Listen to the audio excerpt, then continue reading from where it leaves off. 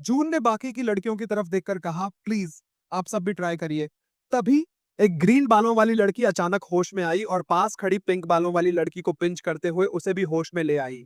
Pink बालों वाली लड़की जैसे ही होश में आई, उसने अपनी आवाज में एक दृढ़ता लाते हुए कहा, रुक जाओ, इससे पहले कि हम सब खाना शुरू करें, हमारे लियाओ की एक छोटी सी रिक्वेस्ट है।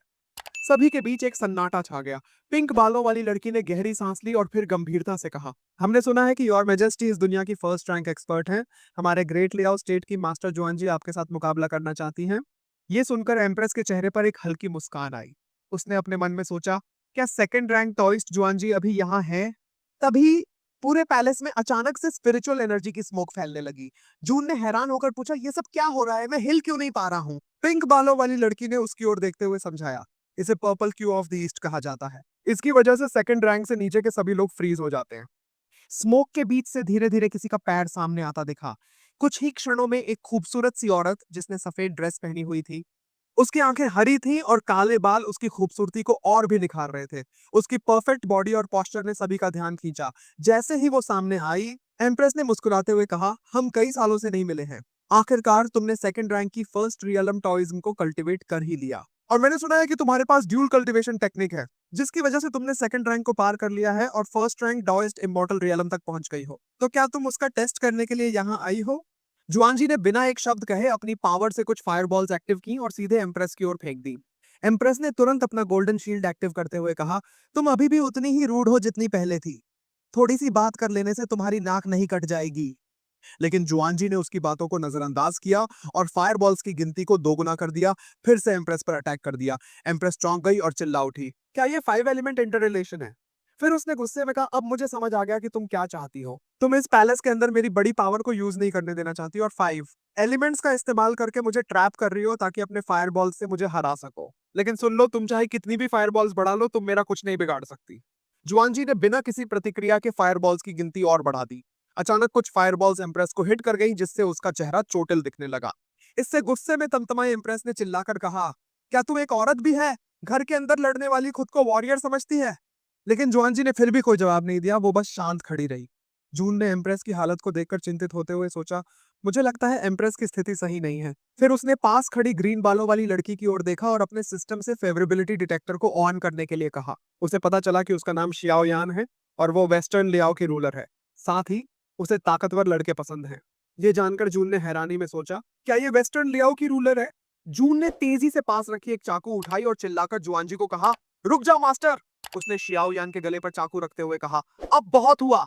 सिचुएशन अब बुरी तरह गर्म हो चुकी है। जुआनजी अपने दिल की धड़कनों को अनसुना करते हुए 2 उंगलियां उठाती है और हवा में एक बड़ा सा स्टार शेप बना देती है, जो सीधा एम्प्रेस की तरफ अटैक करता है। लेकिन एम्प्रेस हमेशा की तरह तैयार अपने गोल्डन शील्ड को एक्टिवेट करती है और मुस्कुराते हुए बोलती है, तुम जितने भी स्पेल फॉर्मेशन ट्राई कर लो, लेकिन मुझ पर कोई असर नहीं होगा। आखिरकार सेकंड रैंक कभी फर्स्ट रैंक को हरा नहीं सकता। जुआनजी की आंखों में आग जल रही होती है, लेकिन वह अपनी हार को स्वीकार करने के बजाय हल्की हंसी के साथ बोलती है, मुझे पता है कि मैं तुम्हारा कुछ नहीं बिगाड़ सकती, लेकिन तुम्हारी हालत तो खराब कर सकती हूँ। उसकी आत्मा में गुस्सा और जुनून का टकराव साफ नजर आता है। तभी जून दूर से चिल्लाते हुए बोलता है, क्या तुम्हें फर्क नहीं पड़ेगा जब मैं वेस्टर्न लियाओ के रूलर को मार दूंगा? यान को सुनकर हैरानी होती है।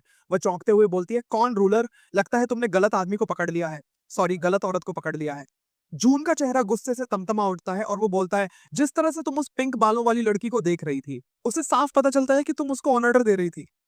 यान हंसकर जवाब देती है, मैंने बस उसे घूर कर देखा और तुम ये दावा कर रहे हो कि मैं ही रूलर हूं? ये कितना रिडिक्यूलस है।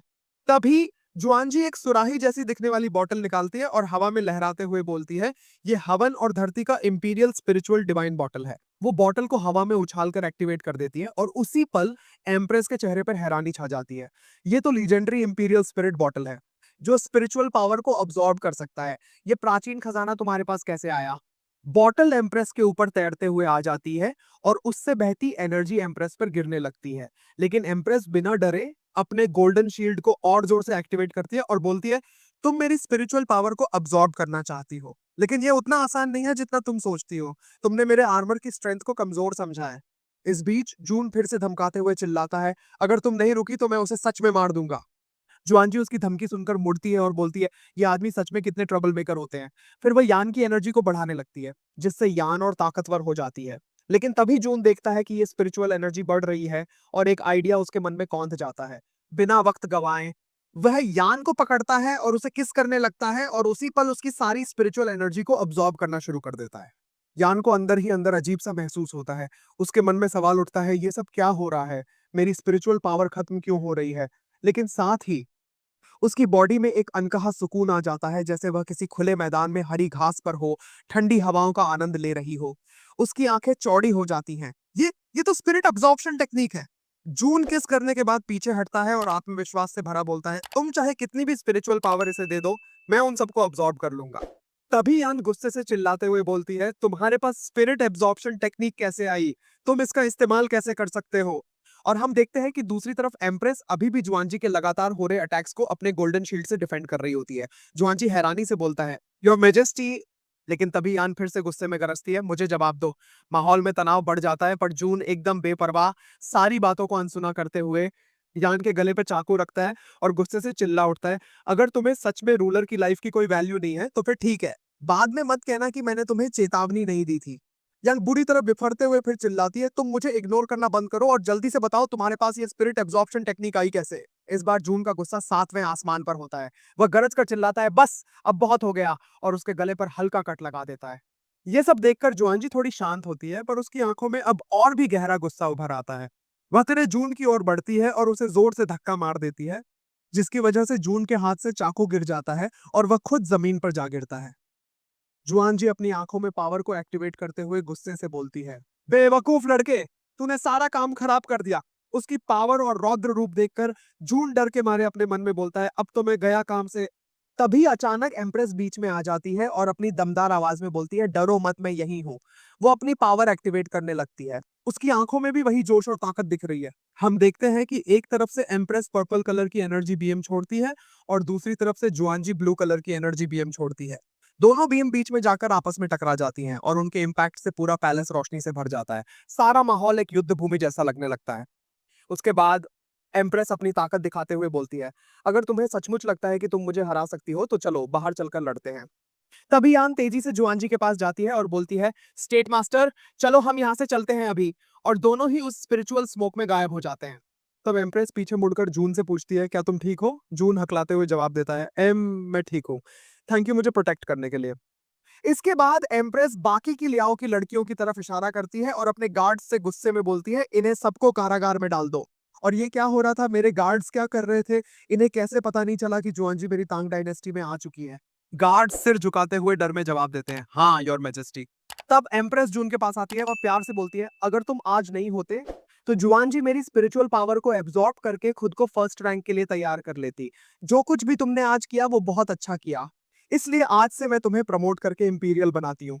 यह सुनकर पीछे खड़ा जून क्यूट सा चेहरा बनाता है, जैसे सब उसकी मेहनत का फल मिल रहा हो। तभी वहां सिस्टम भी मस्ती भरे अंदाज में आती है और बोलती है, बधाई हो, तुमने टास्क पूरा कर लिया, तुम्हारे 500 पॉइंट्स ऐड कर दिए गए हैं। जून फिर एम्प्रेस से बोलता है, योर मेजेस्टी, मेरी आपसे एक और रिक्वेस्ट है। एम्प्रेस उत्सुक होकर जवाब देती है, हाँ बताओ, क्या चाहिए तुम्हें? जून उत्साहित होकर बोलता है, मैं चाहता हूं कि आप मुझे इनर गार्ड्स का कमांडर बनाएं ताकि मैं इस लियाओ वालों के उठाए हुए मैटर की इन्वेस्टिगेशन कर सकूं।